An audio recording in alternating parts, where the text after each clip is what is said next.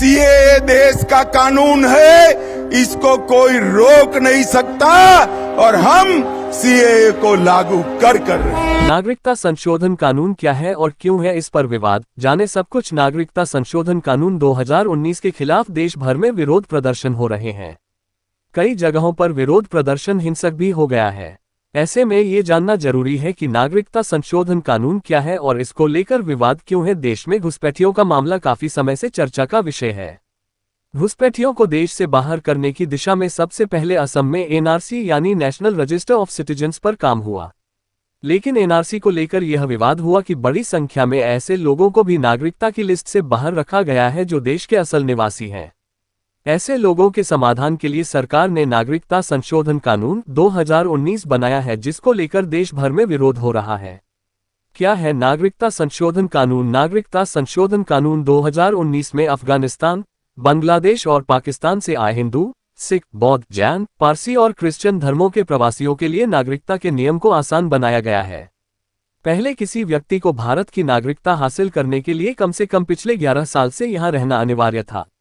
इस नियम को आसान बनाकर नागरिकता हासिल करने की अवधि को 1 साल से लेकर 6 साल किया गया है, यानी इन तीनों देशों के ऊपर उल्लिखित 6 धर्मों के बीते 1 से 6 सालों में भारत आकर बसे लोगों को नागरिकता मिल सकेगी। आसान शब्दों में कहा जाए तो भारत के 3 मुस्लिम बहुसंख्यक पड़ोसी देशों से आए गैर मुस्लिम प्रवासियों को नागरिकता देने के नियम को आसान बनाया गया है। कौन है अवैध प्रवासी? नागरिकता कानून 1955 के मुताबिक अवैध प्रवासियों को भारत की नागरिकता नहीं मिल सकती है।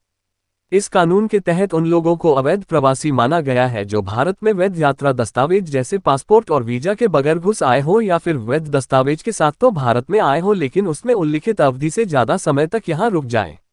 अवैध प्रवासियों के लिए क्या है प्रावधान? अवैध प्रवासियों को या तो जेल में रखा जा सकता है या फिर विदेशी अधिनियम 1946 और पासपोर्ट अधिनियम 1920 के तहत वापस उनके देश भेजा जा सकता है।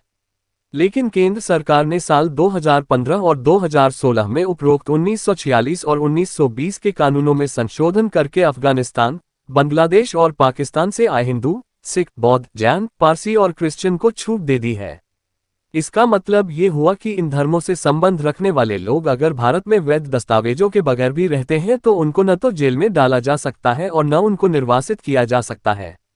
ये छूट उपरोक्त धार्मिक समूह के उन लोगों को प्राप्त है जो 31 दिसंबर 2014 को या उससे पहले भारत पहुंचे हैं।